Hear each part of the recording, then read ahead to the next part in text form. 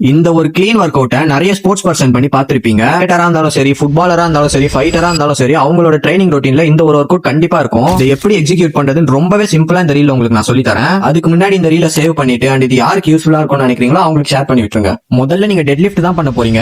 ஆனா நீங்க இங்க நோட் பண்ண வேண்டியது என்னன்னா, உங்களால எவ்வளவுக்கு எவ்வளவு பார் உங்க பாடி க்ளோஸா வச்சுக்க முடியுமோ அவ்வளவு க்ளோஸா வச்சுக்கிட்டு புல் பண்ண போறீங்க. அண்ட் இதுக்கு பேர் தான் கிளீன் டெட் லிஃப்ட். ரெண்டாவது நீங்க பண்ண வேண்டியதெல்லாம், ஒன்ஸ் இந்த பார் உங்க ஹிப் ஹைட்டுக்கு வந்ததுக்கு அப்புறம் ஹிப்பை வச்சு பாரை புஷ் பண்ண போறீங்க. அண்ட் புஷ் பண்றப்போ பார் பாடி விட்டு தூரமா போகாம பாத்துக்கணும். சிம்பிளா சொல்லணும்னா, நீங்க பார் உங்க ஹிப்பை வச்சு புஷ் பண்ணிட்டு உங்க ஷோல்டர்ஸ் யூஸ் பண்ணி அப்ரைட் ரோஸ் போட போறீங்க.